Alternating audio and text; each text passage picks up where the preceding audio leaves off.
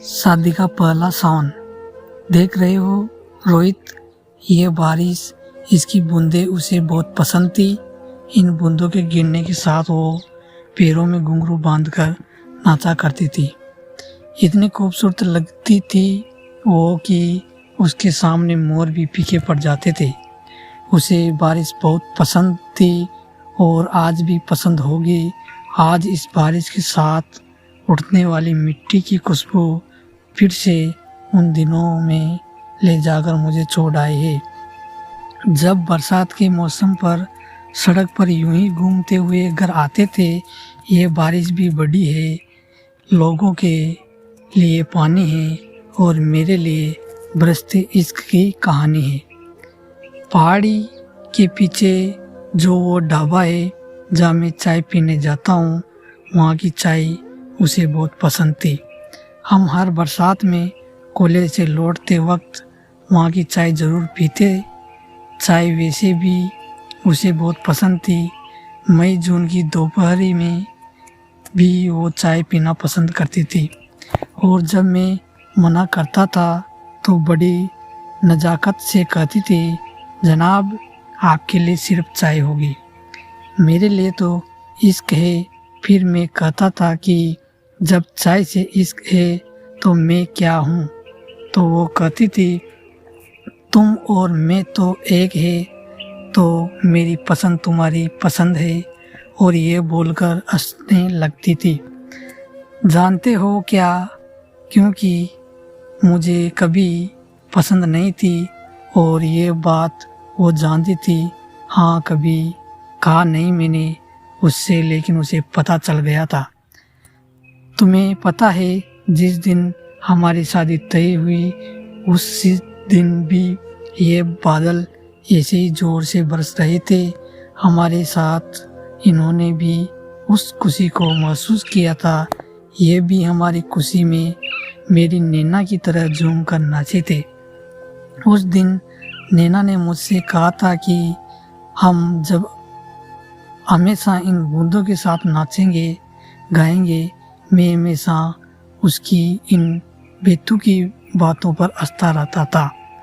हमारी शादी की यह फोटो देख रहे हो, नैना के चेहरे की मुस्कुराहट, यह खुशी हमारी शादी में दस्तखत देने वाली बेमौसम बारिश के लिए थी। लोग बेमौसम बारिश से परेशान थे और मेरी नैना दुनिया की पहली दुल्हन होगी जो बारिश में भीगते हुए फोटो शूट करवा रही थी। नैना को कभी अपने मेकअप सजने संवरने की कोई चिंता नहीं रही। वो हमेशा से ही ऐसी ही बेपरवाह सी थी। रोहित सर, वो फोटो तो नहीं है इस एल्बम में।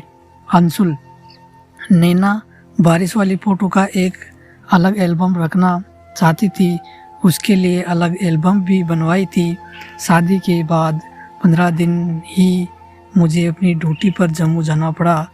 जब यह बात नैना को पता चली तो वो मुझसे बोली कि तुम फौजियों का काम छुट्टी के मामले में बड़ा ख़राब है, लेकिन ठीक है, जाओ, जब आना सबको बता दो कि तुम्हारे साथ रहने की बरसात में मैंने बुकिंग कर ली है, तो अपनी बारिश तुम यहीं बिताना मेरे साथ। शादी के पहले सावन में मुझे तुम्हारी छुट्टियों गिफ्ट में चाहिए। मैंने मुस्कुराते हुए कहा था, आपका हुक्म सर। आंखों पर तो वो हंसने लगी थी। जब मैं वापस जा रहा था तो उसने अपनी आंखों में बिखरी था, लेकिन मैं क्या कर सकता था, नहीं आ पाया। मैं बाढ़ में फंसे लोगों की जान बचा रहा था। अपनी नैना को उसका मनचाहा सावन ना दे पाया, उसका गिफ्ट उसे नहीं दे पाया। फिर एक हफ्ते बाद पता चला कि नैना बाहर गई थी। लैंडस्लाइड हुआ और नैना अपनी कार के साथ नदी में जा गिरी। 2 दिन बाद उसकी लाश मिली। उस दिन ऐसा लगा जैसे मैं मर गया। तब आया था मैं इस जगह पर, मेरी नैना मुझे छोड़कर जा चुकी थी। तब मैं यहाँ से उसकी यादें समेट कर अपने साथ ले गया था। तब से हिम्मत नहीं हुई यहाँ आने की। अब 5 साल बाद मेरी पोस्टिंग यहाँ हुई तो बहुत हिम्मत जुटाकर आया हूँ, लेकिन ऐसा लग रहा है कि मेरी नैना मेरे यहाँ आने से बहुत खुश है।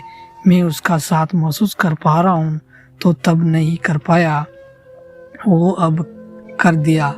मैंने अपनी नैना के साथ शादी के पहले सावन का गिफ्ट दे दिया।